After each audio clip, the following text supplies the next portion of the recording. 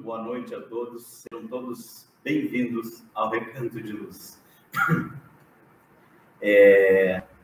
Ao fazer esse trabalho, esse estudo, ao construir o estudo de hoje, que a gente vai falar, eu falo a gente porque nós não estamos sozinhos, nós estamos com o suporte, a sustentação espiritual do Recanto de Luz.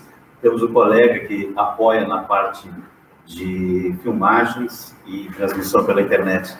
Então, somos sim uma equipe, a equipe Recanto de Luz, né? Os nossos colegas que estão em casa assistindo o trabalho, feito com carinho. Então, nós sempre vamos falar nós, né? Me perdoe se em algum momento eu falar eu, porque eu não existe. E aí, então, ao preparar esse trabalho, pensava eu que dar as boas-vindas e dizer que saudade. Estamos há quase 2 anos, né? Já vamos para o 2º ano de pandemia, onde tivemos que reinventar a forma de viver, a forma de fazer as coisas, e ainda não estamos próximos a ponto de ter aquele abraço, aquele sorriso quando chega alguém à porta, né? Quando a gente está aqui preparado para falar, ou está no passo, ou está na recepção, e a gente vê tantas pessoas queridas que que vêm aqui no Recanto buscar a prece, buscar o passe, trazer o seu carinho, a sua doação para aquelas famílias cadastradas, ou somente vir e conhecer a casa. Então, por enquanto, ainda não é permitido que a gente fisicamente possa estar junto, então vamos aproveitar esse calor um pouco, né, diferente que é a live do Recanto de Luz, para levar o estudo do Evangelho para as nossas casas, os nossos lares. O tema de hoje coube a nós falarmos do capítulo 14 do Evangelho segundo o Espiritismo, honrar pai e mãe. Dizia eu ao colega aqui que é um assunto muito difícil. Falamos que todas as vezes que um de nós vem aqui na frente falar, primeiro que não somos nós falando, nós precisamos só nos transformarmos em uma ferramenta de transporte para as palavras que o Evangelho traz. E falava eu então a ele que realmente todos os assuntos são difíceis, porque trazem sempre uma forma de passar, de compreensão, de entendimento, e temos que tomar muito cuidado. Mas falar de pai e mãe, e principalmente honrar pai e mãe, e saber que todas as situações faladas, muitos de nós não teve alguma das coisas faladas aqui. Mas pai e mãe todos nós tivemos. Até aqueles que não conheceram seus pais e suas mães. Estes também tiveram pais e mães. E a esses também nós pedimos, assim como a todos, que honremos nossos pais e nossas mães. Mas antes de falar de honrar pai e mãe, na construção desse estudo, coube a gente criar algumas perguntas antes do assunto, para que a gente possa, enquanto vamos respondendo entre nós as perguntas, nós vamos também já imaginando a resposta dessas perguntas em relação aos nossos pais. E a primeira pergunta é: quais as atitudes nos deixam mais próximos de Jesus? Quando a gente pensa, o que eu faço no meu dia a dia que me deixa mais próximo de Jesus? Quando nós temos uma atitude de ajudar alguém, de atender uma necessidade, sem pensar, sem aquela coisa, eu estou em casa, está chovendo, eu vou levar uma cesta básica para uma família que está passando trabalho. É caridade, é lindo, é bonito, mas eu pensei nisso. Mas quando a gente vai, por exemplo, atravessar a rua e tem uma senhorinha que está atravessando e o carro vem vindo, ela está com o carrinho do supermercado, ou ela tem dificuldade para atravessar, e rapidamente eu vou engatar o meu braço no dela e vou ajudar ela a atravessar a rua. Um ato simbólico, um ato pequeno, um ato que quase a gente passa desapercebido. Mas aquele momento, aquela atitude foi tão espontânea e tão ligada ao bem e ao que Jesus espera de nós, que a gente não pensou em fazer aquilo. É muito rápido. Então, todas essas atitudes, quando uma pessoa vai cair, a gente junta, ajuda, ou sempre que a gente auxilia, de alguma forma, sem pensar, essa atitude ela nos coloca muito mais próximos de Jesus. Então, quais as atitudes nos deixam próximos a Jesus? E aí, então, eu começo a pensar nas que eu estou pensando em fazer, se elas vão me deixar próximos a Jesus, ou se vai só nos deixar bem com a gente mesmo, com aquele, eu fiz alguma coisa. A outra pergunta é, nós temos compreensão para com o próximo? Eu já aprendi a compreender o porquê que o próximo fez ou disse alguma coisa? Eu realmente estou entendendo o porquê de uma situação difícil, de algo que eu particularmente não gostei? A outra pergunta é, nos sentimos bem quando fizemos o bem? Sabe aquela sensação assim, não como eu falava há pouco, de, que maravilha que é eu estar fazendo as coisas. É bacana, a gente já falou aqui, todos os nossos colegas já falaram que a caridade, mesmo que seja feita até com aquela ideia de tirar foto para postar no Face, mesmo essa caridade atendeu uma necessidade. Que legal, pelo menos a pessoa foi atendida. Mas quando a gente sente que o coração ele bate mais forte, o peito fica com um calor e parece que ele abre, porque a gente fez alguma coisa até anônima, mas que nos encheu de amor, nos encheu de carinho, nos encheu de satisfação celestial, vamos dizer assim. Porque nós nos conectamos com Jesus nesse momento, com a espiritualidade de luz, porque a gente está se sentindo como eles gostariam de nos ver se sentindo. Eles estão sempre na torcida. Acerta, meu irmão. Segue o caminho do bem, meu irmão. Mas eles não podem interferir se a gente seguir outro caminho. Então, como que eu estou me sentindo? Eu estou me sentindo irradiante quando eu estou fazendo bem? Isso está me fazendo bem mesmo? Eu tenho essa consciência. A outra pergunta é, temos consciência de que fizemos escolhas no planejamento reencarnatório? Aqui nós espíritas falamos muito sobre o planejamento reencarnatório. Nós não estamos aqui de passeio, nós não estamos aqui em vão, e a gente sabe, por tudo que nós lemos e por tudo aquilo que a gente acredita, que a gente já fez mais ou menos uma planilhazinha do que a gente faria aqui. Se a gente seguiu ou não é outro assunto. Mas eu acredito no planejamento, porque quando eu acredito que eu planejei essa vida e que algumas situações eu até pedi para passar, entra mais uma vez a pergunta lá de cima de compreender o próximo, de fazer o bem. Então eu realmente, quando eu tenho aquela compreensão do compromisso que eu assumi vindo para cá, eu passo a agir de uma maneira muito melhor frente às situações. Sabemos retribuir o mal com o bem? Esse aí é evangelho puro, né? Retribuir o mal com o bem. E a família, praticamente, é o nosso maior laboratório. Nosso primeiro laboratório para medir aquilo que a gente vai ser capaz de fazer de bem e de mal é a família. A gente já tem o pai e a mãe ao chegar. Depois, o resto da família. E na maioria das vezes, infelizmente, a gente vê as pessoas de mal. Eu tenho um irmão, mas eu não me dou com ele. Eu tenho uma irmã, mas faz muito tempo que eu não falo com ela, porque ela não gosta de mim, ou eu não gosto dela, ou ela é rica, eu sou pobre, ou eu sou rico, ela é pobre. Sabe, aqueles motivos que a gente vai achando durante a vida que não tem absolutamente nada a ver. Porque a gente precisa se apoiar a alguma coisa para poder justificar o afastamento de alguém que poderia e deveria estar ao nosso lado, para nos ajudar na caminhada e a gente ajudar na caminhada. Então, a importância de retribuir o mal com o bem, né? Eu estou fazendo isso, eu tenho consciência de que quando uma pessoa me ofende, quando uma pessoa comete uma injustiça aos nossos olhos, ou talvez aos olhos de todos, eu vou devolver em ofensas, em mágoas, em raiva, em rancor, sabe, espraguejar aquela pessoa, desejar o mal dela. É uma coisa que a gente sempre vai, no fundo, depois que a gente proferiu a palavra, a gente já sabe que não devia ter feito aquilo. Porque as palavras têm força, o pensamento tem força, e quando acontece, às vezes, natural mesmo, a gente fica com aquele sentimento horrível. Então, nunca devolver o mal com o mal vai nos trazer algum benefício. E o prazer, aquele de estar fazendo bem, do peito abrindo, do coração aquecer, com certeza.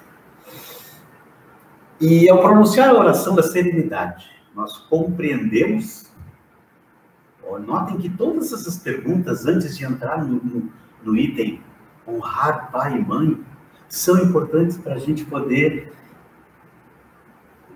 discernir as palavras que a gente vai falar sobre pai e mãe. E a oração da serenidade nós temos aqui na casa, dos dois lados. E elas, não, é difícil um de nós, pelo menos os trabalhadores, que sentam aqui não conseguem ler ela uma vez que seja. Nós temos colegas queridos que às vezes nos estudos pronunciam a oração da serenidade na oração inicial ou final. Mas nós conseguimos pegar cada palavra, colocar no nosso cérebro, passar pelo coração, pela consciência, e realmente, porque ela nos ensina muito, ela nos traz um ensinamento sobre nós mesmos, como dizia Santo Agostinho. Realmente eu tenho capacidade de fazer alguma coisa, eu tenho consciência de que eu não posso, e aceito isso. Então ela diz: Deus, conceda-me a serenidade para aceitar as coisas que não posso mudar, a coragem para mudar as coisas que eu posso, e a sabedoria para discernir uma da outra.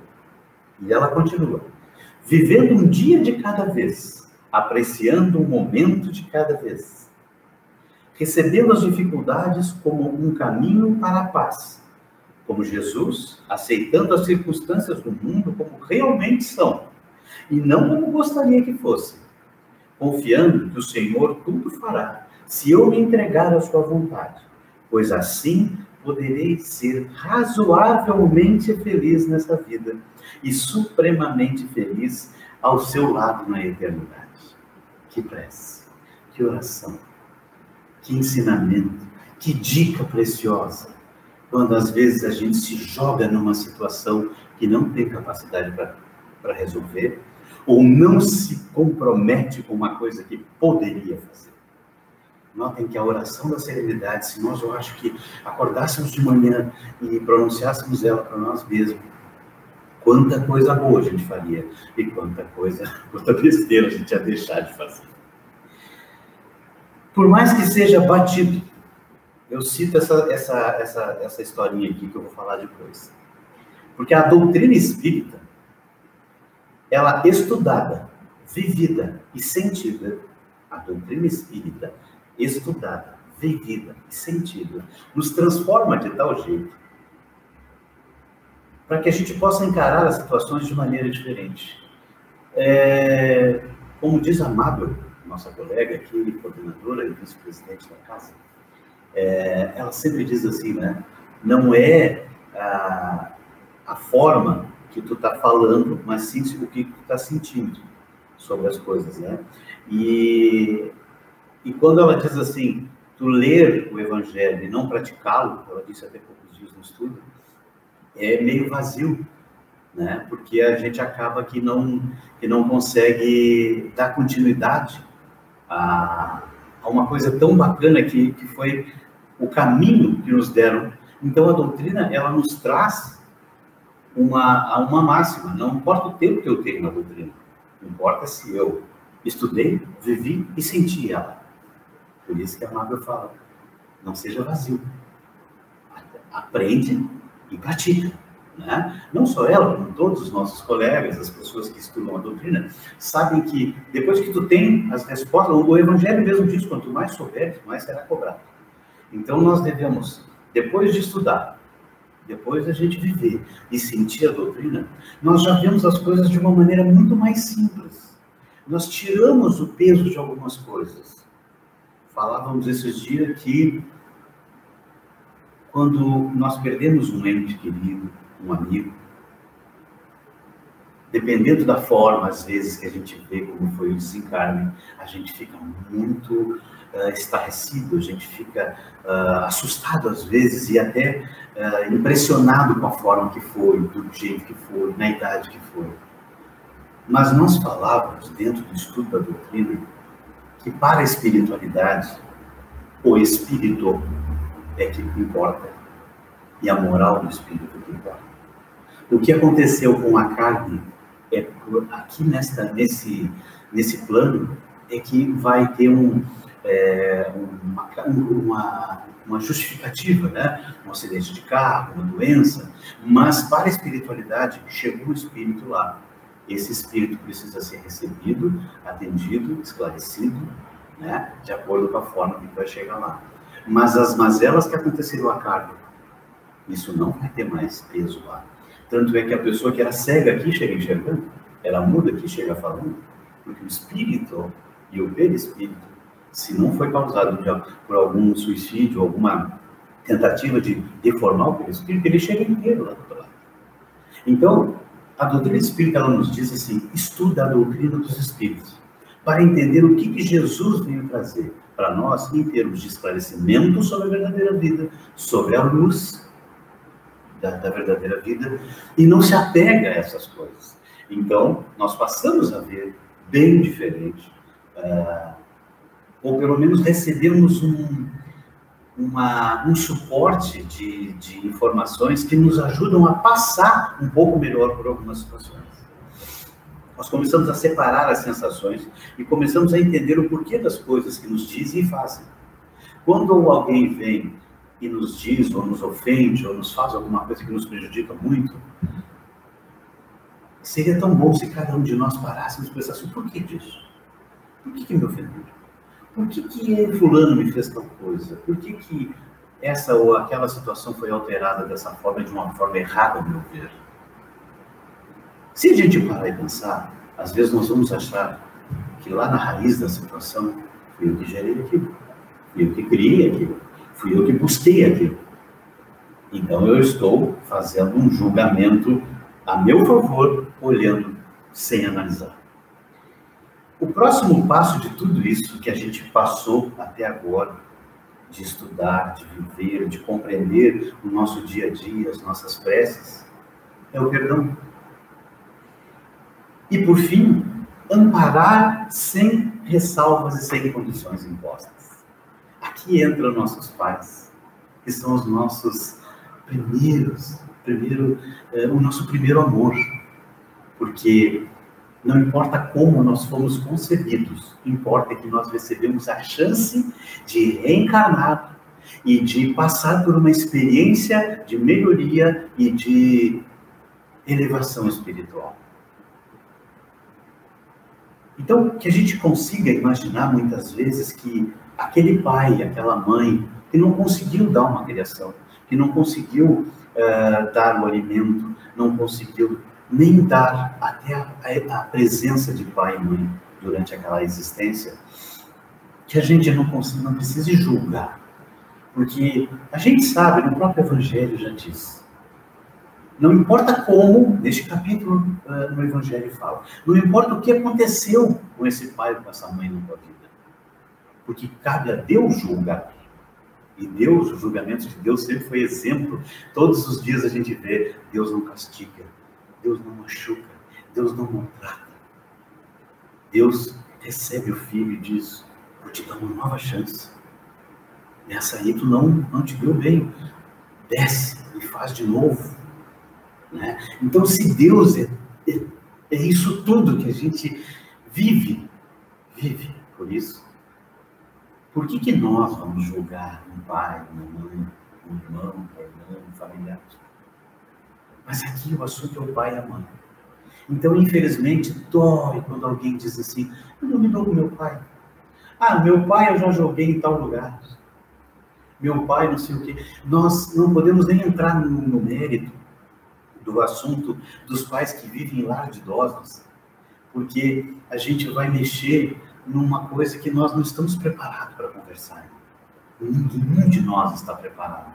Mas existe a necessidade, existe o abandono, existe a própria concordância da pessoa. Né? Eu, particularmente, tive uma situação em que a minha mãe disse que ela achava a melhor solução devido à doença que ela tinha. Mas eu até hoje, todos que me conhecem sabem, eu sei que eu fiquei devendo, eu sei que eu não honrei, eu sei que podia ter feito mais. Mas isso é comigo. Né? Então, eu estava dizendo naquela hora, citei a mim, mas por uma coisa que eu deveria estar fazendo melhor. Então, não vamos entrar no mérito dessa questão, mas sim, nos conhecendo, sabendo que o bem que a gente está fazendo, o melhor que a gente pode fazer, é muito mais do que ficar julgando a si ou ao outro, né? Eu estou me julgando do que eu devia ter feito diferente. Eu estou julgando fulano porque o fulano fez assim com seu pai. Eu estou julgando meu pai porque meu pai foi muito malvado. Meu pai bateu na minha mãe, que graças a Deus isso já se evoluiu bastante, já não existe tanto quanto antes. Mas antes era normal. E de defesa as mães tinham. Hoje existe lei, existe tudo, né? Hoje existe pai que diz eu te amo. Eu sou de uma época que era difícil ver um pai dizer que eu te amo, né? E o José, um grande amigo que nós temos na casa, que hoje está em outro estado trabalhando, ele disse uma vez num estudo que em torno de 200 anos atrás, hoje 200 e poucos anos atrás, é que se fala em que o pai e a mãe têm um certo carinho pelas crianças. Porque no passado era procriação, para trabalho, e deu. Não tinha essa coisa do, vem cá meu amor, vem cá meu filho, eu te amo, como é que está a escola e tal. Então, nós vemos uma evolução, nós estamos numa evolução. Evoluiu o pai, evoluiu a mãe, evoluiu o filho. Então, hoje, a experiência que estamos vivendo atualmente é para saber o que nós estamos fazendo com a bagagem de vidas pregressas, dos pais e mães que tivemos, dos pais e mães que fomos. Né? O que nós realmente estamos colocando em prática. Porque sempre há tempo no tempo de Deus. Deus sempre vai olhar para a gente como o pai do filho pródigo. Que o filho achava que ia chegar e ia tomar um esbregue do pai, e o pai recebeu com festa. Que o filho voltou para casa. Esse pai, que é nosso Deus, que seja sempre um exemplo para os nossos pais. Que ele seja... que ele não crie muitas expectativas em relação ao filho ao pai, em relação à materialidade das coisas. Mas, cada momento que ele tiver, que ele puder ajudar no amparo, no abraço, na força do filho, agora não, mas daqui a pouco vai dar. Porque o momento não é esse. Existe todo um processo da vida da gente, que nós temos os altos e baixos, e nessas horas... é muito importante que estejamos próximos aos pais. Agora, nesse momento da pandemia, nunca se uniu tantas famílias, que ao mesmo tempo nunca se separou tantas famílias. Que bom que todas as palavras do Evangelho e dos livros que esclarecem o amor ao próximo, pudessem chegar à mente das pessoas que abandonaram seus casamentos, abandonaram seus filhos, abandonaram seus pais, porque não estavam aguentando mais. Quando a gente chega a um momento de dizer que eu não aguento mais, eu me coloquei muito acima da pessoa. Eu me coloquei como melhor que aquela pessoa. E se nós somos filhos do mesmo pai, moramos no mesmo mundo, nós somos todos iguais. Então, essa coisa de julgar, de judiar, de separar, de não dar amor, muitas vezes a gente dá amor até mais para estranhos do que para os nossos. Às vezes a gente vive mais tempo com os estranhos. Olha quem trabalha 8 horas por dia. Sai, o pai e a mãe estão dormindo, chega, o pai e a mãe estão dormindo, ou está na casa do fulano, ele vai para a casa do ciclano, e aí nem convive mais. Nós tínhamos uma criação diferente da de hoje, mas essa semana, vendo ainda o Sandro falando a um amigo dele, o amigo dele recebeu os filhos dos Estados Unidos de uma viagem à Disney, e os filhos dele, e o pai disse assim, o que trouxeram para mim? E os meninos olharam e disseram assim, era para trazer alguma coisa? Aí ele disse assim, mas era o meu aniversário. E eles simplesmente não deram a mínima para aquele pai. E aí ainda foram mais desaforados no carro até chegar em casa. E o pai dele falou pro amigo dele, né? Disse, o que tu acha disso? Ele disse, na época dos teus pais, se tu dissesse isso que eles disseram para ti, o que eles fariam? Ele disse, eu já estava sem queixo. Ele disse, pois é. E tu deixou de amar teus pais por isso? Ele disse, não. Porque antes nós tínhamos o amor e o respeito. Então, que a gente cuide muito essa parte do liberar demais as situações em que a gente se afasta, porque o mundo quis igualar todo mundo. Mas a hierarquia familiar precisa existir, não para impor, mas pelo respeito, pela história, por ser o pai e o filho. Na outra vida ele vem pai e eu venho filho. Mas nessa, vamos respeitar a hierarquia da família. Porque um pai, quando ele ganha o amor, ele conquista os filhos através do amor, ele não precisa impor nada. Então não se fala aqui de imposição por posição. Não. A figura da mãe, nós temos a mãe como uma coisa mais sagrada. Quando criança a gente não podia nem falar da mãe do amigo que dava briga, né? Então, se eles são tão sagrados para nós quando crianças, por que nós, quando adultos, não nos comportamos como adultos e vamos honrar pai e mãe? Mas o honrar pai e mãe, o Evangelho diz, não é só dar o sustento, é não abandonar, é não deixar de dar atenção, não deixar de dizer assim, está com 90 anos, está caduco, eu não aguento mais. Gente, há 90 anos atrás, essa pessoa nasceu para te ter como filho, para te dar educação, para te dar comida, para que tu viesse ao mundo e se tu fosse alguém. Essa é a história que todo mundo espera. Então, quando nós olhamos para uma pessoa idosa, que ela tem as manias dela, a gente tem que olhar com carinho, porque, na verdade, essas pessoas estão sendo elas mesmas, no tempo delas, dentro do nosso tempo. Hoje eu estou no meio do caminho. Eu tenho os filhos mais novos, não tenho mais os meus pais, mas muitos ainda têm essa chance. Muitos ainda têm a alegria de poder olhar assim e dizer, como eu sou parecido, como o meu cabelo é igual. Às vezes alguém diz assim, tu é a cara da tua mãe, a cara do teu pai. A gente fica até bobo, né?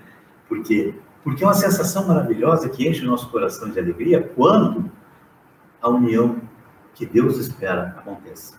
O amor entre pais e filhos, para que todo o resto aconteça. Porque quando isso dá certo, toda a vida na volta de uma família vai dar certo.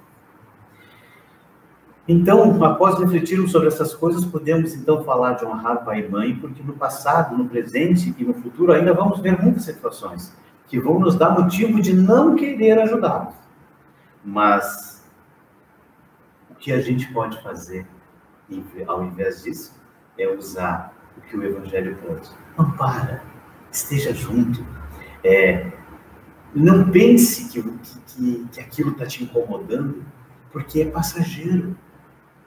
Eu nunca mais me saiu da mente aquela coisa que um dia nós seremos só um porta-retrato em cima de um móvel e depois nem isso. Se a gente pensar nos nossos tataravós, nós nem sabemos quem é. E eles existiram, tiveram filhos, tiveram esposo, esposa, e a vida deles foi uma realidade. Talvez sejamos nós de novo aqui, mas estão no passado, estão esquecidos.